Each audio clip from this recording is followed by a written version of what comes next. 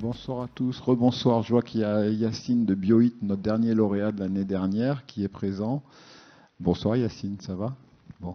En fait, Made Innovant Africa, l'idée c'est à l'origine de pouvoir croiser des innovations sur la ville durable méditerranéenne dans l'ensemble de ses composantes, logement, économie, énergie, mobilité, etc. Et l'enjeu, c'était d'amorcer en fait les premiers contacts dans le cadre d'Emerging Valley entre les startups africaines et le territoire de la métropole Aix-Marseille-Provence et de la ville de Marseille. Et en fait, il y a une logique, il y a une continuité, il y a une démarche d'amorçage Made Innovant Africa avec un prolongement d'un programme qui est porté par la métropole Aix-Marseille-Provence. Paul, qui est là, va venir nous en parler aussi certainement, qui est Provence Africa Connect. Donc l'intérêt du territoire, c'est que il y a l'ensemble de la chaîne de valeur qui est portée avec les outils du territoire, l'accélérateur M, la cité de l'innovation et des métiers de la connaissance de la métropole et aussi d'Aix-Marseille Université. Et donc, en fait, on a la capacité à accueillir les startups, les accompagner sur leur implantation. Yacine est maintenant aussi au-delà de l'origine tunisienne de la société, une société française. Donc voilà, c'est l'exemple réussi de ce qu'on peut porter. Et toujours dans cette logique autour de la ville durable méditerranéenne. Donc voilà, l'idée c'est vraiment d'avoir une vision exhaustive sur ce territoire, de la capacité d'accompagner l'ensemble des startups, notamment africaines, mais pas que, avec l'ensemble des outils du territoire que sont les incubateurs, les accélérateurs, un aménageur sur ces questions spécifiques et les agences d'attractivité du territoire aussi.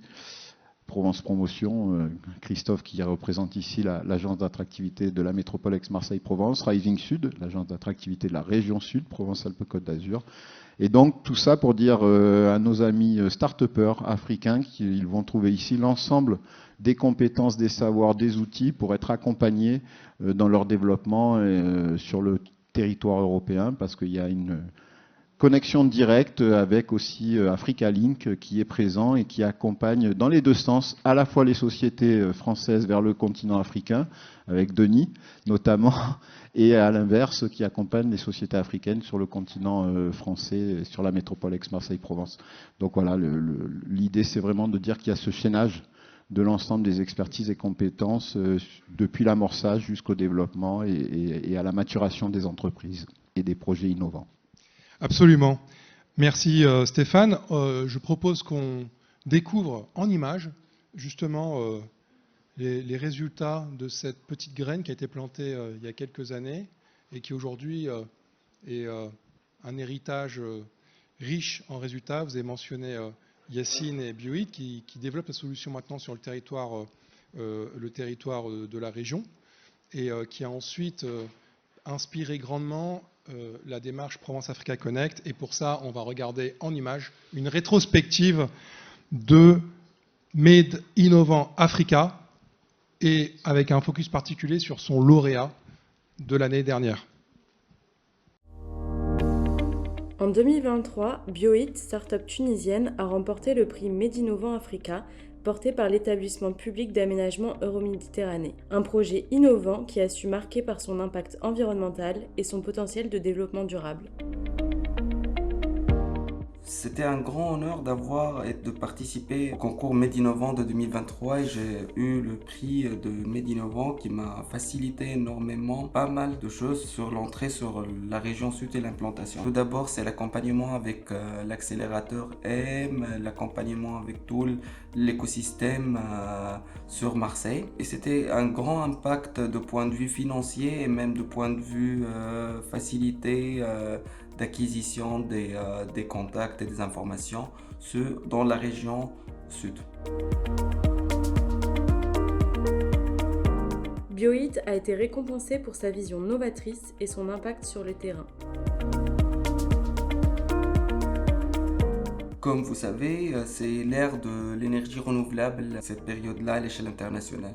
Et nous, notre technologie a mis en place un système et un process de fabrication d'un combustible solide à partir des déchets agricoles, des grignons d'olive, qui sont des déchets obtenus après l'extraction de l'huile d'olive. Et ces déchets-là sont en même temps nuisibles à la nature, qui peut impacter les nappes phréatiques et tout. Donc nous, avec notre technologie, on a reproduit ce déchet-là pour donner vie à un nouveau combustible dû à l'énergie renouvelable. Il peut être utilisé comme on a cité, dans les poêles à bois, les cheminées, les fours à bois, les chaudières à biomasse et pas mal d'autres utilisations. Donc lorsqu'on dit biomasse, on dit l'énergie verte. Bioit œuvre pour transformer les défis énergétiques en Méditerranée en solutions durables. Je remercie énormément Euroméditerranée pour son accompagnement, pour la facilitation à l'entrée dans l'écosystème de la région sud et à la visibilité qu'il nous a accordée pour acquérir de nouveaux marchés. Avec ce soutien, Bioit prévoit d'étendre ses activités et devenir un leader de la transition énergétique. Nous sommes maintenant dans la phase d'implémentation d'une unité de production dans la région de Puget-Théniers avec la mairie de Puget-Théniers. C'est un partenariat public-privé. Ça va être une usine pilote qui peut influencer après pas mal de régions où il y a la production des huiles d'olive au niveau de la région de France. Pour le marché tunisien, notre plan, c'est d'ici 2025, c'est lancer 5 nouveaux sites de production. On est à la recherche d'un montant d'investissement de 1,5 million d'euros pour s'implémenter et terminer notre plan de développement pour la première phase et atteindre nos objectifs qui sont 10 000 tonnes de production chaque année.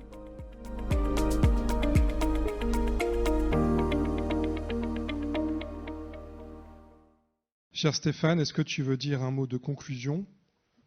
Ce qui est intéressant, on voit que Bioit se développe fortement en Tunisie, a implanté sa première unité de production ici en région sud. Et puis, c'est pas comme s'il n'y avait pas de la matière première aussi en région sud, puisque les Baux-de-Provence, la région de Puget, etc. Il y a beaucoup de matières premières, donc on voit que c'est une relation gagnant-gagnant de à la fois un soutien de la société sur son territoire d'origine et puis un projet de développement qui commence à prendre forme ici en région sud. Donc voilà, l'idée de ce programme, c'est de pouvoir soutenir dans les deux sens les sociétés qui ont des solutions prometteuses.